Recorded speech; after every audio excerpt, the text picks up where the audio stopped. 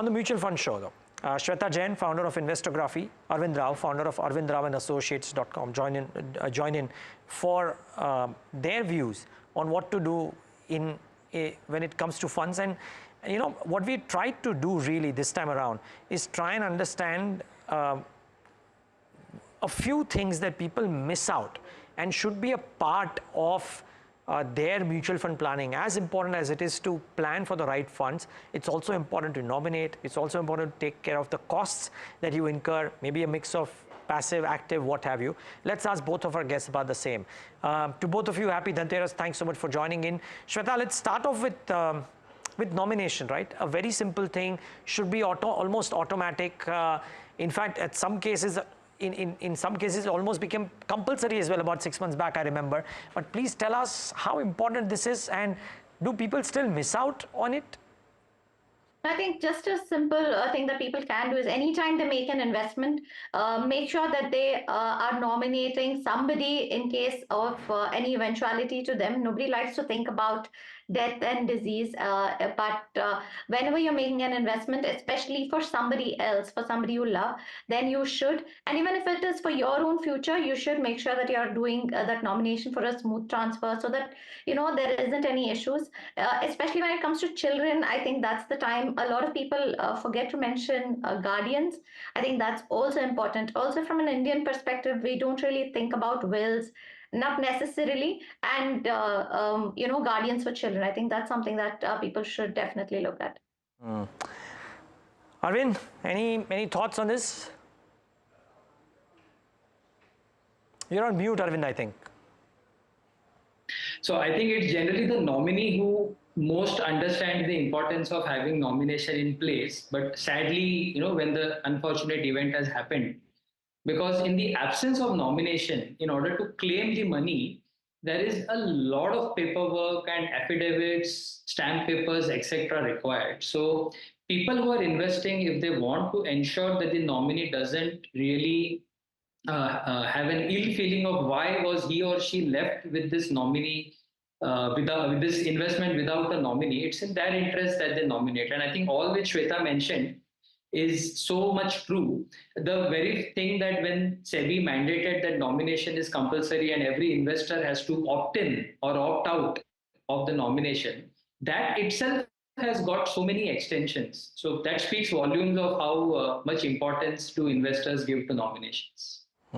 Yeah, well, important, like I said, it became mandatory and then a push, etc., so on and so forth. Okay, the other aspect, Arvind, is costs and cost related to funds, how you can optimize taxation to your advantage at certain cases or in certain periods of time as well. Any thoughts here? It's a great time to be discussing all of these things, because while you're talking about festive season and the big things, it's also important to pay attention to small things. Absolutely. And I think when it comes to mutual funds, there are broadly two types of costs. One is the taxation cost, and second is the annual recurring cost by way of the expense ratio that is charged to each of these funds. So obviously, under the expense ratio, you have the direct and the regular plans, which kind of differentiates how much of expense an investor is willing to bear when they want to do a mutual fund investing. But when it comes to the other end of the costs, which is the taxation, I think investors need to understand and ingrain in them that, and I say this specifically at this time when markets are down and there is a choice that investors are taking whether it should be a portfolio management scheme or a mutual fund. So without getting into that debate, I think one of the advantages which a mutual fund carries with it is the whole deferral when it comes to taxation. So an investor who enters a mutual fund will eventually end up paying the long-term or the short-term capital gain tax only at the point of redemption of their fund. Any amount of buying or selling which the fund does and thereby incurs any gains or losses is not something which becomes a point of taxation for the investors. So this is a nice sheltered vehicle which is available. And I think when an investor is regarding costs, I think this is one thing that they should keep in mind. Fair call. Okay, I'll have to jump topics because we have little time and there are queries that need to be taken. So Shweta, I'm going to come to you not on cost and taxation, but on a fund that recently got done. And I don't know if you track that or no, but if you do, because so many chatter around Digital India and what could happen. So not strictly a tech fund alone, but a Digital India fund. Motilal Oswal recently had an NFO, got closed, will be open again, or rather will be out there for people to buy if they want to. Have you looked at the fund and the scheme and the features, and do you reckon it's a fund that you might recommend your clients or near and dear ones to invest into? Why or why not? So I think the name itself, when it comes to Digital India, people are quite enticed with the name.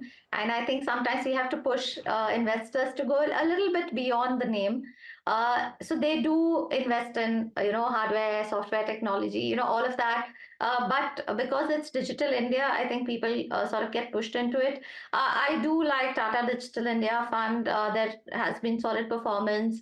And I generally don't like NFOs at the time of investing because it sort of sells on the 10 rupee NAV.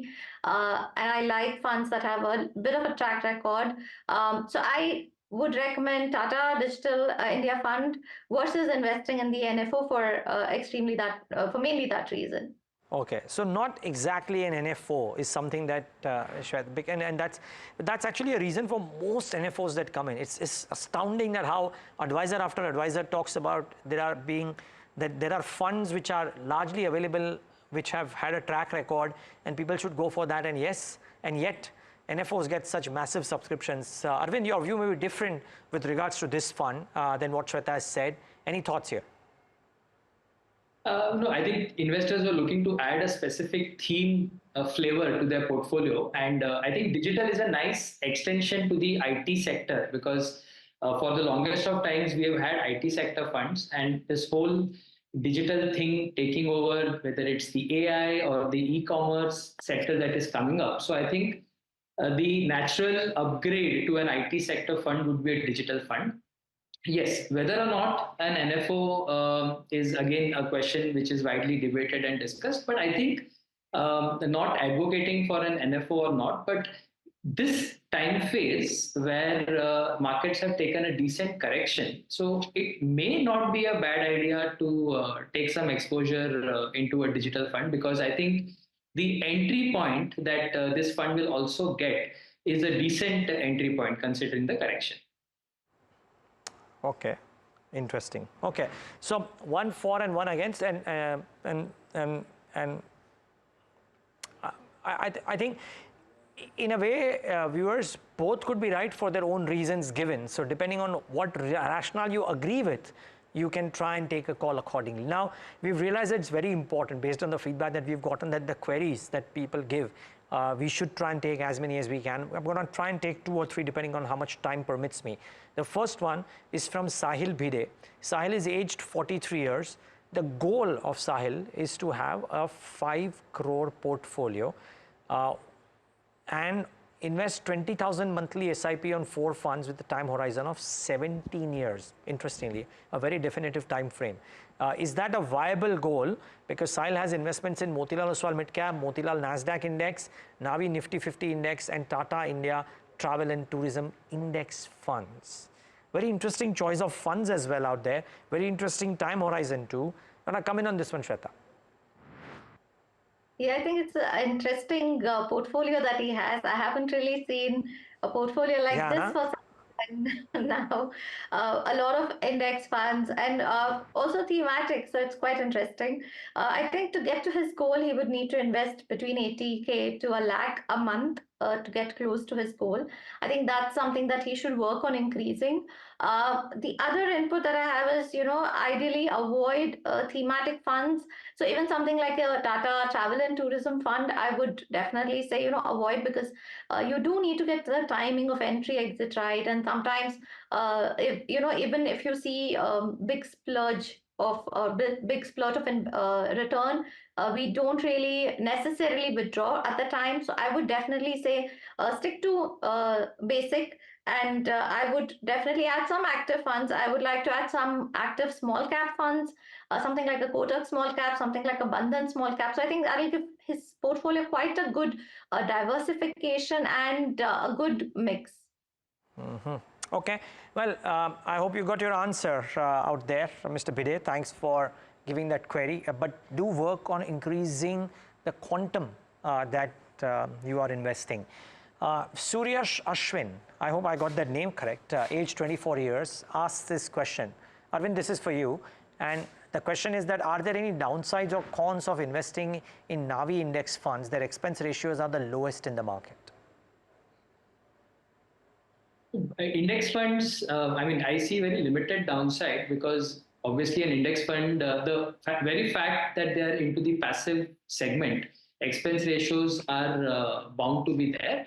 The only downside I see, and my answer is not restricted to the Navi index fund, but any investor investing in any index fund, the only downside is that they would not be able to participate in the kind of upside which an active fund manages to provide. But I believe there is a specific reason why an investor like Suryash is going in for an index fund, and maybe they're happy with the kind of returns which a passive or an index fund gives.